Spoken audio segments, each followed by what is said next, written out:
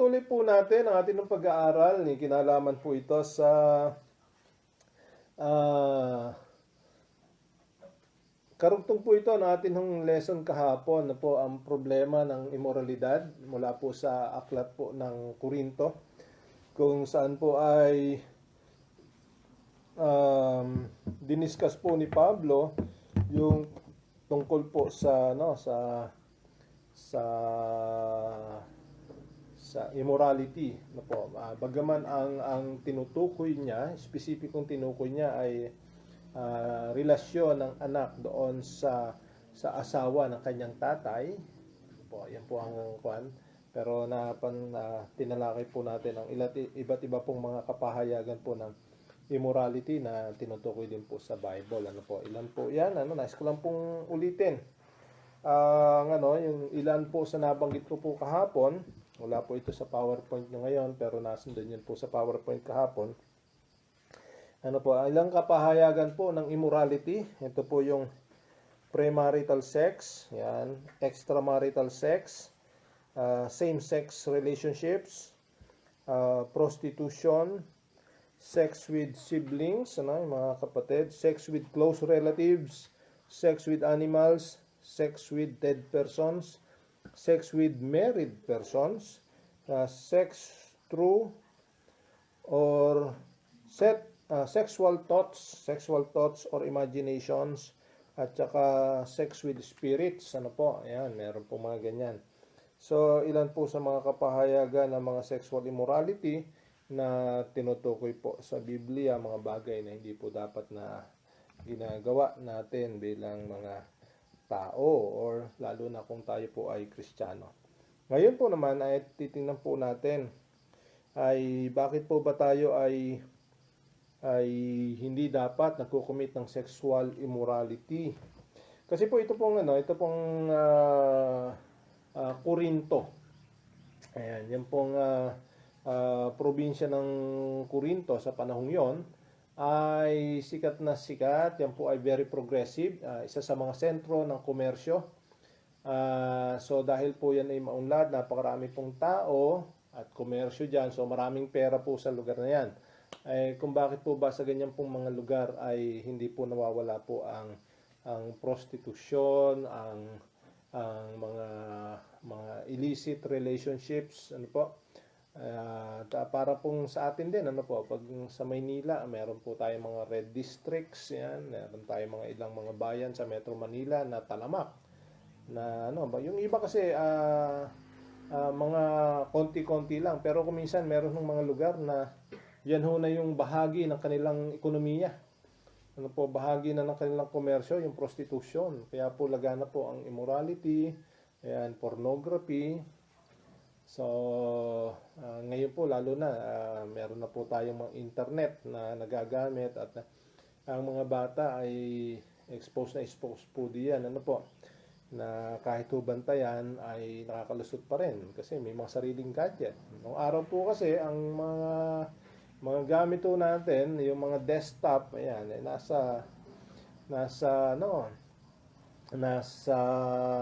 open space or madaling makita. Ayan. Ngayon po gadget na, nasa bulsa, nasa kwarto, kahit saan pumunta yung bata, dala-dala nila. Especially pag may wifi o kaya may sariling load ng mga bata, ay nakakagamit po sila ng kanila pong mga gadgets. Kaya po hindi na po natin sila makontrol. Kaya talagang kailangan ho natin silang palaguin sa kanilang spiritual na buhay upang sila mismo magkaroon ng sariling kontrol, sariling disiplina, para po itong mga bagay nito ay sila namang ang umiwas. Kasi nga po tayo po ay limited ang pwede nating i-control sa mga bata. Especially pag lumabas ng bahay yan, wala na ho talaga tayong control diyan. Kahit na saan pumunta, hindi na natin masusubaybayan, hindi natin makikita kung anong ginagawa at kung saan sila nagpupunta. Kaya kailangan natin talaga ng gabay, patnubay po ng Diyos upang yung mga prinsipyo ng Diyos na kanilang matututunan, ito naman po ang magbibigay sa kanila ng magandang disiplina or personal discipline nila para sa kanila pong spiritual na buhay. Okay, so the problem of immorality, part 2 na po ito. Na po, yung kahapon po ay ah, isang bahagi po ng 1 Corinthians. Mula po yan sa sa 1 Corinthians 5, 1 to 13. Ngayon naman po ang pag-uusapan po natin ay 1 Corinthians 6, 12 to 20. Yan.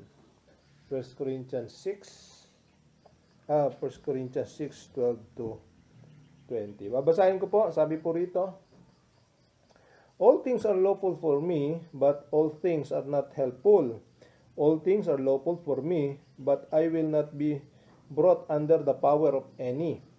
Foods for the stomach, and the stomach for foods. But God will destroy both it and them. Now the body is not for sexual immorality, but for the Lord, and the Lord for the body. And God both raised up the Lord, and will also raise us up by His power. Do you not know that your bodies are members of Christ? Shall I then take the members of Christ and make them members of a harlot? Certainly not. Or do you not know that he who is joined to a harlot is one body with her? For the two, he says, shall become one flesh. But he who is joined to the Lord is one spirit with him. Flee sexual immorality. Every sin that a man does is outside the body, but he who commits sexual immorality sins against his own body. Or do you not know that your body is the temple of the Holy Spirit who is in you, whom you have from God, and you are not your own? For you are bought at a price. Therefore, glorify God in your body and in your spirit, which are God's. Okay, pagpalain po ng Panginoon ang kanya pong mga salita. Dito po ay makikita po natin, gusto pong makita po natin, ipinapakita po ni Apostol Pablo ang kahalagahan po ng atin hong katawan. Bilang Kristiyano ay nagkaroon na ho ng pagbabago ang atin hong katawan. Ang atin hong buhay, ang ating pagkatao, binago na po ng Panginoon ang kanyang classification. Ayan, ang kanyang standing sa harapan po ng Panginoon ay nagkaroon na po ng pagbabago. Hindi na po ito katulad ng dati. Kaya nga sabi po sa 2 Corinthians 5:17, if anyone is in Christ, he is a new creation. All things have passed away. Behold, the new has come. So kung ang tingin natin, yung dati natingin sa katawan natin noon, binago na rin ng Panginoon. Hindi lamang tayo ay nagkaroon ng panibagong relasyon sa Panginoon, hindi lang sa tayo nagkaroon ng kaligtasan, kundi binago na rin po ng Panginoon ang ating pagkatao. Yan. Yung quality and definition of our existence ay binago na rin po ng Panginoon.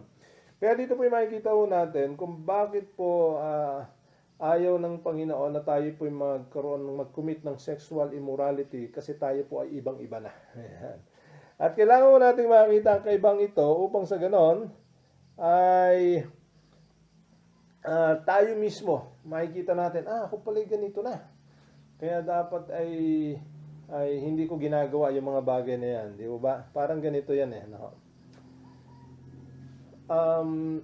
Merong mga bagay tayong hindi ginagawa pagka tayo bagong paligo. Tama? Di ba? Pagka tayo bagong paligo, ayaw na nating madumihan, di ba? Ayaw na nating magano. Pero hanggang hindi tayo nakakaligo, ay okay lang, madumi niya, maputikan ka, maalikabukan, matibalsikan, maulanan, okay lang yan. Pero pagka nakaligo na, medyo ingat-ingat na tayo, ayaw ko madumihan. Ano? Ayan, o kaya pagka tayo bagong toothbrush, di ba? Ayaw nating kumain. Kasi nagkakaroon po ng ibang panlasa, o kaya ay natatamad tayong mag-toothbrush ulit. Di ba? Ang dami nating mga hindi ginagawa pagka bagong linis ang ating buhay.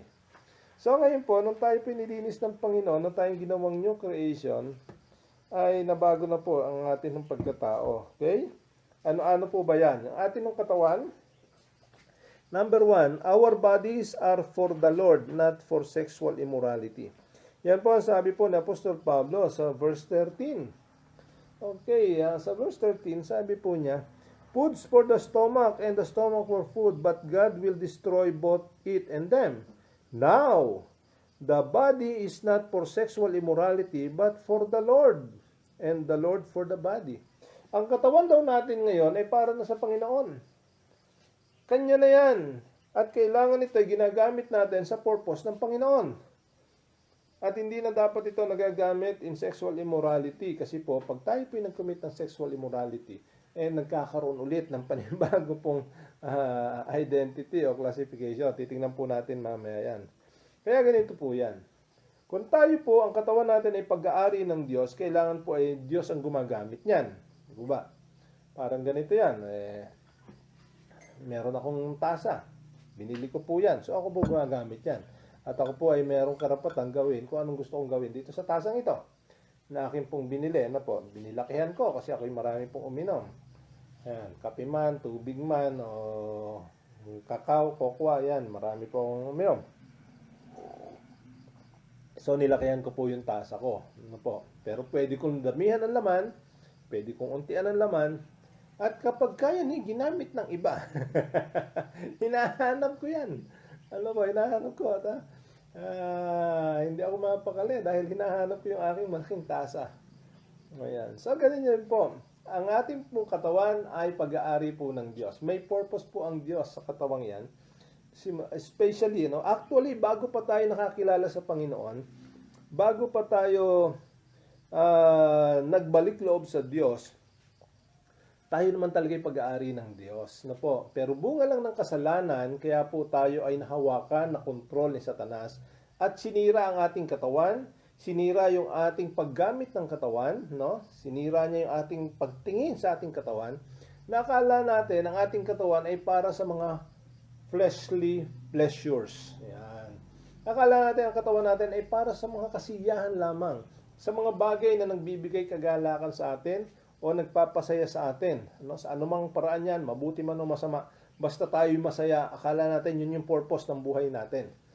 Bagaman gusto ng Diyos na tayo po ay maging masaya, pero kailangan makita natin yung purpose din ng Panginoon. So, dahil po sa kasalanan ay nasira nga po ang atin pong image, nasira po yung atin ng personalidad, at maging atin pong kalusugan, sinira na rin ng kasalanan. Nakasama po yan sa sumpa. Kaya po naman, binigyan naman tayo, sa biyaya po ng Diyos, nabigyan po tayo ng pagkakataong makakilala sa Kanya. At nung tayo makakilala sa Kanya, nagbalik loob tayo sa Kanya, inayos muli ng Diyos ang ating buhay at pati yung ating identity. Mahalaga po yung identity kasi. Diyan po nakabase yung ating ginagawa at gagawin.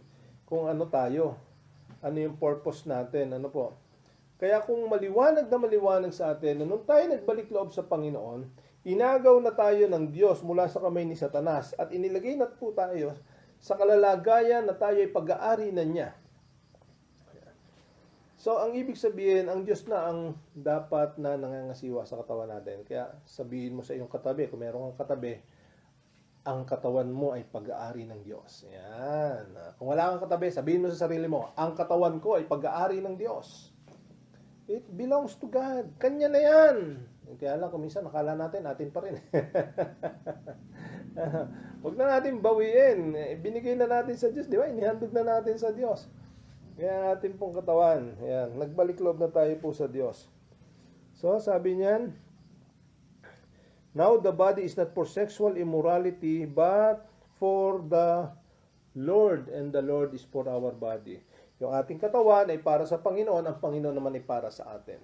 So, wala pong lugar, wala pong puwang ang sexual immorality dapat sa buhay po ng sino man po sa atin. Maging maliwanag po yan upang tayo hindi po magkaroon ng problema sa anumang kaparaanan. Okay, pangalawa. Our bodies are members of Christ, not members of a harlot. Ayan. Members of Christ. Tayo po ay bahagi na ng katawan ni Kristo. Yung katawan natin, bahagi na ng katawan ng Kristo. Kung paano si Kristo ang ulo ng iglesia, tayo naman po ang katawan. Ang ibig po sabihin yan ay kung sino yung ulo, siya yung nagpapatakbo ng katawan. Tama ko ba yan? Naniniwala po ba kayo dyan? Diba? Kung ano yung ulo, siya nagpapatakbo ng katawan. Everything is in the head. Ayan. Alam po ba ninyo na kapag ka nagkaroon ng problema sa ulo, magkakaroon din ng problema sa buong katawan? At ako po'y namangha nung malaman ko na pati pala pagtibok ng pati pala pagtibok ng puso, ulo pa rin ang nagdidikta niyan. Malaki palang kinalaman ng ating nervous system sa pagtibok ng ating pong puso.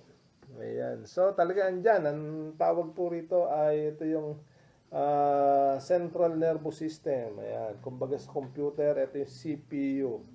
Ayan. Ito yung commanding office. Yung atin pong ulo, yung atin pong utak. Yan po nagdidikta kung anong dapat ginagawa ng atin pong katawan. Yan po ang pumipili, di ba? Yung mga choices natin gagaling sa utak yan.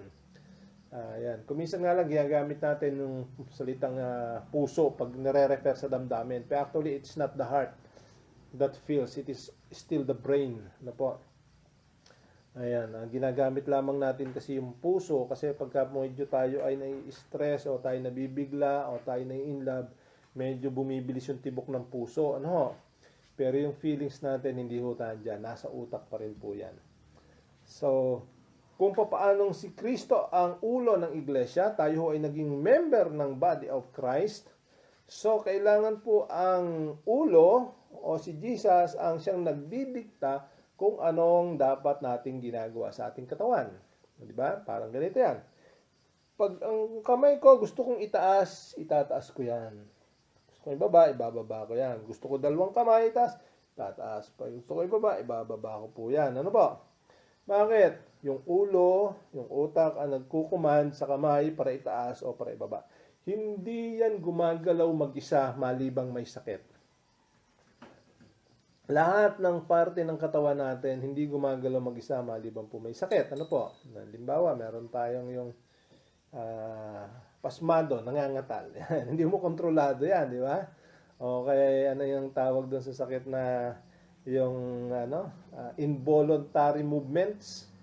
Ayan, na hindi natin na control. Yan po ay malfunction sa atin ng katawan. Ibig sabihin, hindi na kontrol ng brain yung bahagi na ating katawan kaya kumikilos siyang mag-isa. Ayan, kahit ayaw nating pakilusin, kikilos siyang mag-isa. At ganyan po nangyayari kuminsan sa atin bilang bahagi ng katawan ni Kristo. Kumikilos tayo mag-isa without the command of God. Diba? Hindi tayo pinagagawa, gumagawa tayo. Yan. Pinagagawa tayo, ayaw nating gumawa. Diba?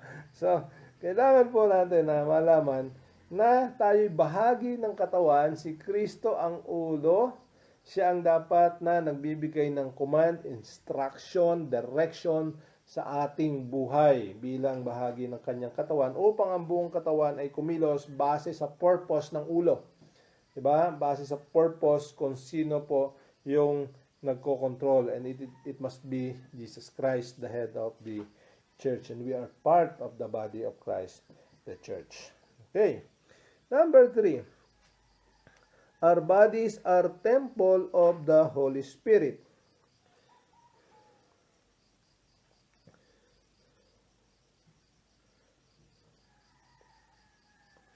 Okay, bago natin puntahan yung number 4, yung temple of the Holy Spirit, balkan po muna natin yung kanina, number 2, no? Our bodies are members of Christ, not members of harlot. Ayan, gusto pong, kasi meron pong mahalagang point po dito na dapat po nating makita.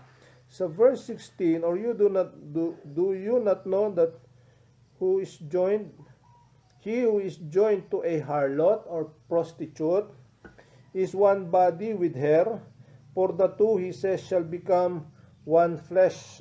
Paano po yan? Dito po ginamit po yung yung prinsipyo ng marriage, di ba? Pagka isang tao ay nagkasal, nakipag-asawa, sabi po, the two shall become one flesh, nagiging isang laman na sila. Ganon din pala ang prinsipyo kapag tayo nagkaroon ng relationship with other persons, actually yan po man ay prostitute o hindi, nagkakaroon po ng unity of the flesh, unity of the spirit with that person. Nagkakaroon po ng pagkakaisa. Kaya po kung gagamitin na natin ating katawan sa prostitution or sa anumang klase ng illicit relationship with other persons, ay nakakaugnay po tayo doon. Ano po? Sa spiritual warfare, ang tawag po namin dyan ay soul ties. Soul ties. Ano po? Yan. Doon sa iba, tawag nila soulmate. Yung soulmate naman, ito naman yung mga itinakda. Wala naman po sa Bible naman yung term na soulmate. Ano po? Kaya nga lang ginagamit po sa secular world po yung soulmate, na ang kanila pong interpretasyon diyan ay bago pa man ipanganak ang tao ay meron na nakatakda sa kanya na nakapareha. Ano po? At yun daw ang dapat hanapin. Well, hindi natin ginagamit ang salitang soulmate, pero ang sinasabi natin, ginagamit natin is God's will. Diba? God's will. Pero ganito po yan. Ang pakikipag-ugnayan sa isang tao na hindi asawa ay nagkakaroon po ng soul ties. Yan. Na nagkakaroon ng pagiging isa nila. Sabi ko nga kanina, ito po yung prinsipyo ng pag-aasawa o ng kasal. Kapag nakipag-asawa po tayo, nakasal po tayo, nagkaroon na po ng intimate relationship or consummation of marriage, ayan, ay nagiging isa na po sila. Ayan, in spirit and in flesh, sila po ay nagiging isa. Kaya daw po kapag tayo nagkaroon ng ganitong klase ng kasalanan, ay nagkakaroon tayo ng ugnayan doon sa tao na yon, in flesh and in spirit po. Kaya po malaking problema po yan. Nadadamay po talaga, nagkakaroon, ang hirap i-describe no? Ang hirap i-describe. Pero yung spiritual and physical connection ay nandoon po. Ayan, at kailangan po talaga din ng warfare din po yan para maputol yung ganyang klase ng mga connections, kasi kuminsan ay ginagamit pa rin ng kaawayan. Kahit tapos na, kahit tayo ay tinapos na natin ang mga problemang yan, ay nagagamit pa rin in one way or the other. Kaya po, yan ang atin pong ingatan. Verse 17, but he who is joined to the Lord is one spirit with Him. Ayan. So, dahil po tayo nakipag-ugnayan na sa Panginoon, tayo po'y kaisa na ni Lord. Bakit pa tayo makikipag-isa sa iba? Kaisa na tayo ni Lord. Bakit pa natin dudungisan yung ating personalidad na tayo kaugnay na ng Panginoon? Ayan. Kaya ang tawag ng Panginoon dyan ay nagkakasala tayo ng pangangalo niya, kasi related na tayo kay Lord, tapos gamitin pa natin yung katawan natin na pag-aari ng Diyos para magkaroon ng relasyon na mali.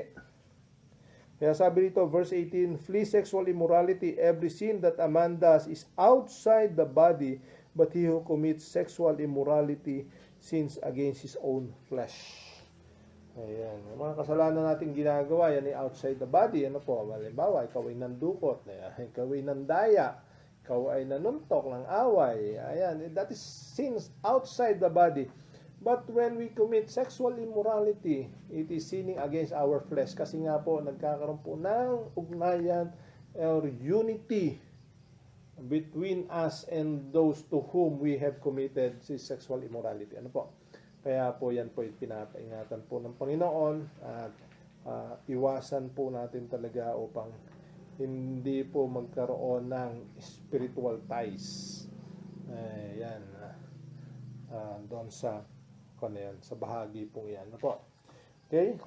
Sige. Punta na po natin yung pangatlo. Our bodies are temple of the Holy Spirit. Ayan. Verse 19. Or do you not know that your body is the temple of the Holy Spirit who is in you, whom you have from God, and you are not your own? The same principle. Ano po? The same principle. Hindi rin tayo pag-aari po ng Diyos, pero isa pong maganda ay iba naman pong classification naman ang ikinawan dito, na tayo, ang katawan daw natin ay templo ng banal na Espiritu ng Diyos. Ayan. Templo ng Holy Spirit. Ayan. Anong ibig sabihin? Ang Espiritu ng Diyos ay nananahan sa atin. Diba? Kapag tayo po ay nagkukumit ng sexual immorality or immoral relationship, ang espiritu ni Satanas ay tumatahan din sa atin. Kaya hindi po pwede na habang naandoon ang espiritu ng Diyos sa katawan natin, ang espiritu ni Satanas ay naandun din at magkasama sila roon na hindi naman sila magkasundo. So, dalawang bagay yan. Paalsin ng isa, i-maintain mo yung isa. Di ba? Palalakasin mo yung isa, pahihinain mo yung isa. Ang tanong, sino nga alis? Si Lord o si Satanas? Di ba?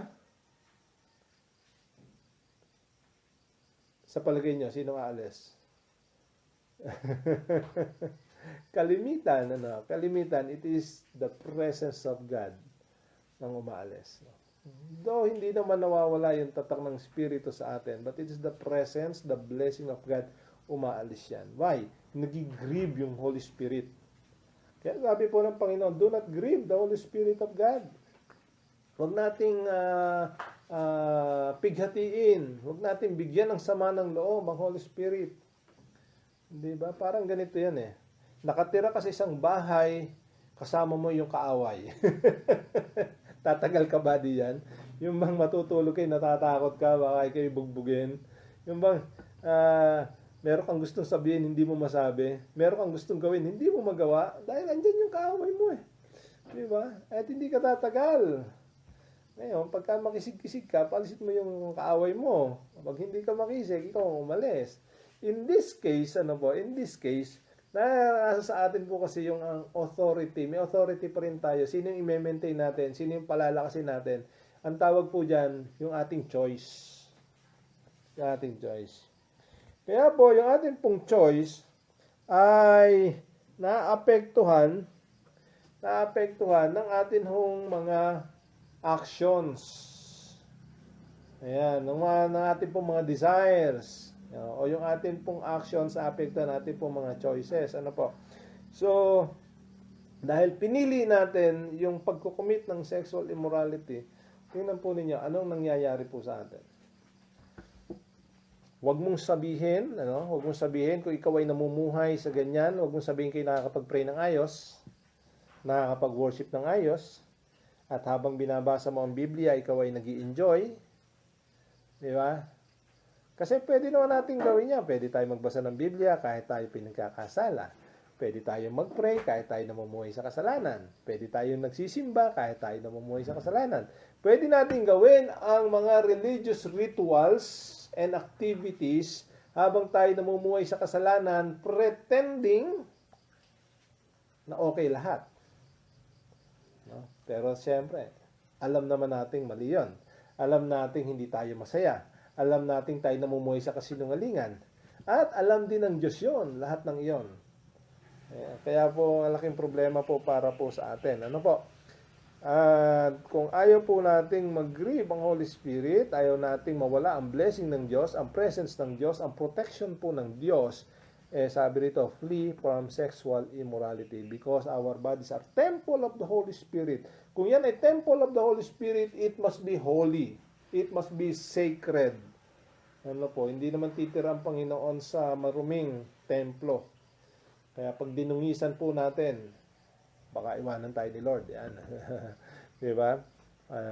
Actually, kahit hindi po sexual immorality ang atin hong mga ginagawa, kapag tayo namumuhay sa kasalanan, ganun talaga mangyayari. Yung pagiging templo ng ating Holy Spirit, ng ating katawan bilang templo ng Holy Spirit, ay nasasalaula. At ang Holy Spirit ay nagigrieve, hindi siya makakilos, hindi siya makaperform ng mga great and mighty things, hindi siya makagawa ng mga miracles, ayan, hindi siya makapagbigay ng instruction because the Holy Spirit is grieved. Napipigati siya. Ayan po. Bakit siya napipigati? Hindi dahil sa wala siyang kapangyarihan, kundi dahil pinahintulutan natin, naandun na siya, nagsama pa tayo, naglagay pa tayo ng ibang spirit aside from Him. Na supposed to be, yung Holy Spirit lang ang naandoon because our bodies are temple of the Holy Spirit, not the temple of other spirits. Di ba? So, nagigrieve ang Panginoon sa atin sa ganito pong mga sitwasyon. Kaya, kailangan po talaga, we must flee from sexual immorality or any other sins. Okay, number 4, our bodies are bought by God at a price. Yan. Chapter 6, verse 20, for we are bought at a price. Sino bumili? It is God who bought us through Jesus Christ. Yung presyo ni Jesus Christ, ito po isang bagay na dapat po nating maintindihan. Salvation is free. Diba? Salvation is free, but it is not cheap. Yan. Ulitin ko po, ano yung natutunan ko sa akin pong professor sa Bible School. Sabi niya, salvation is free, but it is not cheap. Ang salvation, ang kaligtasan, ay libre, pero hindi ito mumurahin. Akala natin kasi, pag isang bagay ay libre, mumurahin, mahinang klase. At kuminsan ay walang kwenta. Libre naman yan, okay lang. Minamahina natin. Pero yan po ay mamahalin. Naging free lang yan kasi merong nagbayad. But it is very costly. Hindi natin kayang i-afford ang salvation. At ang kabayaran yan is none other than but the life of Jesus Christ, the Son of God. Siya mismo nagbayad ng ating kaligtasan. At ang ipinambayad yung buhay niya. Kaya kahit libre yan, hindi yan mumurahin. Ang totoo niyan, we cannot afford to buy salvation. Hindi pa kayang bilhin kahit anong gawa mo. Pera man, good works man yan, penitensya man yan, anumang bagay na pwede mong gawin in exchange of salvation, we cannot. It is very costly. We cannot afford this. Kahit buong sanlibutan, hindi kayang ibili ng kaligtasan. Why? Because the universe is already owned by God. Kanya naman yan Ipambibili mo sa Kanya yung Kanya rin. Di ba? So, hindi natin kayang bilhin ang kaligtasan. Wala tayong pwedeng ipalit dyan. Kaya tanging si Jesus lang ang nakapagbayad, the only Son of God. Sapagkat mahal na mahal ng Diyos ang kanyang anak na si Kristo, siya ang binayad niya sarili niya. So, naging katanggap-tanggap tayo sa Diyos sa pamagitan. So, binili tayo by the blood of Jesus, by the body of Christ. Yan. Binili po tayo ng Panginoon sa pamagitan ng buhay mismo ni Jesus Christ. Yung kanyang kamatayan sa krus ang naging kabayaran ng ating napakaraming kasalanan hindi natin kayang bayaran. Tapos, binili na nga ni Kristo tayo, binayaran niya ng kanyang buhay, tapos ay susuwayin pa natin siya. Gagawin pa natin yung mga bagay na ayaw niya, di ba? Kaya po, delikado po yan.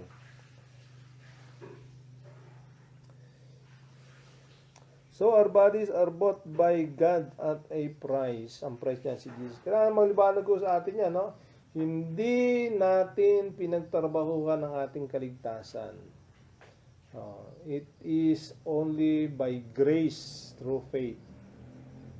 Biyaya po ng Diyos ang ating kaligtasan. Ito ang dapat natin maintindihan.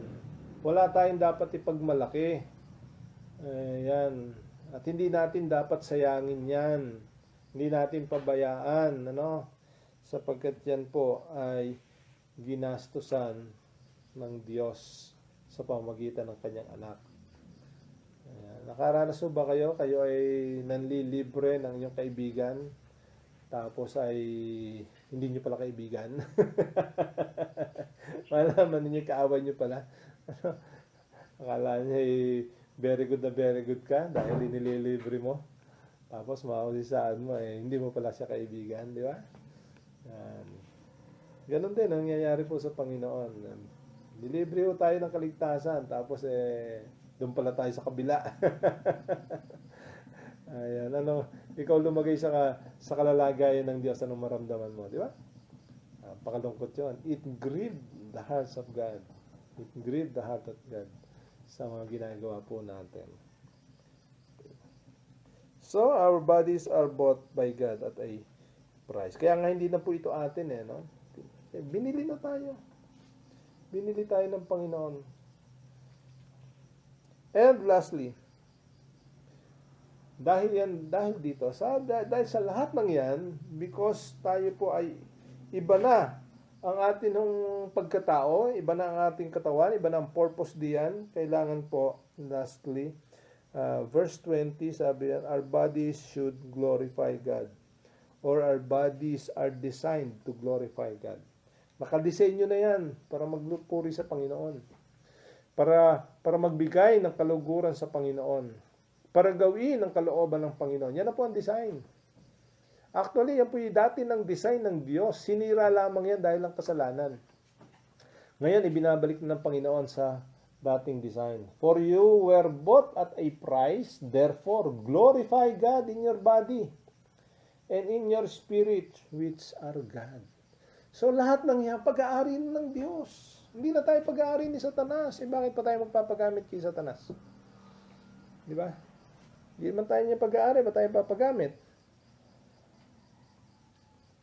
So, ano magulit mga kapatid? Napakagandang paalala po ito ni Apostol Pablo sa atin. Actually, sinulat niya sa mga taga-Korinto, pero yan po applicable din sa atin. Ano po? Salita po ng Diyos ay akma sa bawat mga henerasyon na dumating po sa ating pong buhay noon, ngayon at magpakailanman, the Word of God, hindi po kukupas yan. Kaya kung paano sinabi ni Pablo sa mga taga-Korinto, sinasabi rin niya sa atin ngayon. Mamuhay po tayo ayon po sa purpose ng Diyos sa ating pong buhay upang sa gayon, yung layunin po ng Diyos ang siyang magkaroon ng katuparan. Katulad na sabi ni Jesus, naman, tinuruang manalangin ng mga tao, sabi niya, pag manalangin kayo, sasabihin nyo, your kingdom come, your will be done on earth as it is in heaven. Yung plano ng Diyos, siya po ang dapat mangyari sa buhay po natin. Hindi yung plano natin, kasi yung plano natin, pansira po yan. Yung plano ng Diyos, pampaayos, pambuo po yan. Okay? So, maraming salamat po. Ayan, ulitin po natin. Ano po yung mga kanang natin pong katawan ngayon? The Christian body, the Christian bodies are for the Lord and not for sexual immorality. The Christian body are members of Christ, not members of a harlot. Christian bodies are temple of the Holy Spirit. The Christian bodies are bought by God at a price. The Christian bodies are designed to glorify God. Tanong, are you a Christian body? O ibang body? Kung ikaw po ay Kristiyano, your body belongs to God and it must function based on the purpose and design of God. Tayo may manalangin. Maraming Diyos, maraming salamat po. Palain niyo po ang mga salita mong natanim sa aming pong puso. Hayaan niyo po, Panginoon, na ito po ay magkaroon ng malalim na impluwensya sa amin, bumago na aming pong buhay, bumago na ang mga pananaw namin sa buhay, pahalaga namin ang aming pong mga katawan, sapagkat ito'y pag-aari po ninyo. Patawarin niyo kami, Panginoon, sapagkat sa maraming pagkakataon, inaamin namin ito, Panginoon. Sa maraming pagkakataon, nakala namin ang aming katawan ay amin. Kuminsan, alam na namin ito'y pag-aari na ninyo, pero nalilimutan namin, especially pagka gumagana yung mga desire ng aming pong mga puso, yung mga nasain namin, mga pangarap namin sa buhay. At ipinagpapalit namin ito sa mga higit na mas mahalagang mga bagay. Pinagpapalit namin ito doon sa mga bagay na hindi namin madadala sa kabilang buhay. Panginoon, hayaan niyo po. Kung anong disenyo po ninyo sa aming pong katawan, ito yung gawin namin. Ito yung lakaran po namin. Upang hindi kami magkaroon ng conflict sa inyo. Sapagkat kayo ang may-ari, kayo ang ulo, at ang katawan po namin ay templo ng Holy Spirit. At ito, Panginoon, ay para sa inyong kaluwalhatian. Maraming salamat po, Panginoon. Ito po aming panalangin sa pangalan ni Jesus. Amen. Amen. Maraming salamat po. Magandang umaga. Pagpalain po tayo ng Panginoon. At gaya ng aking pong palaging sinasabi, ito po ay araw-araw. Sa mga first time po nakapanood, meron po tayo ulit bukas, 8 to 9 in the morning, para sa ating pong morning food for the soul. Ayan. Same Facebook channel din po tayo. So, maraming salamat po. At ito pong muli ang inyong pong lingkod kay Kristo, Pastor Jaime Ambita Calanog ng Malabag Community Bible Church, patuloy nagsasabi, ang pagkatakot sa Panginoon ay pasimula ng karunungan. Pagpalain po tayo ng Diyos.